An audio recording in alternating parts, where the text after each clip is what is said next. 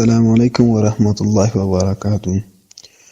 زما بخښنه د مفتي صاحب څخه دا ده چې د سیمسارې غوښې خوړل د احنافو په نزد جواز لري او که نه.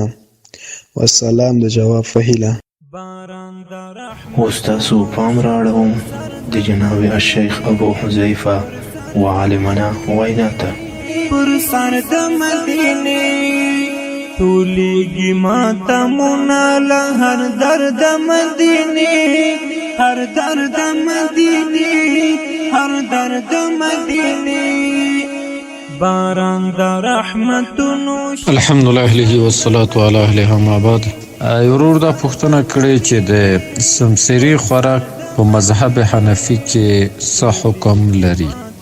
د ورور په جواب کې باید ووایم چې د سمسري خوراک د احنافو په مذهب کې مکروه تحریمي دی، یعنی حرام.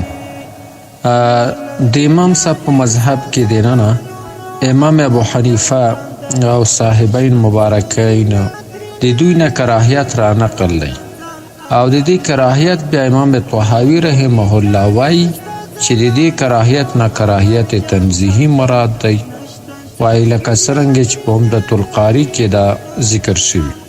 اما صحیح خبره دا ده چې عینی په بنایه کې وایي چې ترجیح د کراهیت تحریمي ته، وهو المفهوم من کلام محمد په کتاب الاثار کما سیاتی وهو ظاهر الهدایه وعلیه المتون.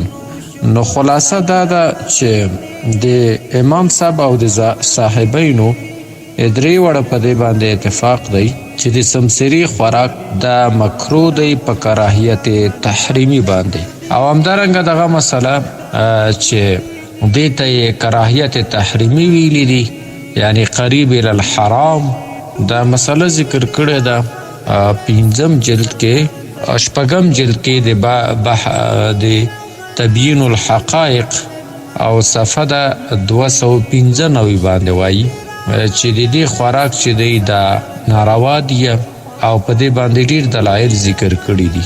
نو بار تقدیر د امام ابو حنیفه رحمت الله تعالی علیه په مذهب کې د سمسري خوراک دا مکروه دی په کراهیت تحریمي باندې، او امام شافعی رحمت الله تعالی علیه هغه وایي چې د دې خوراک روا دی.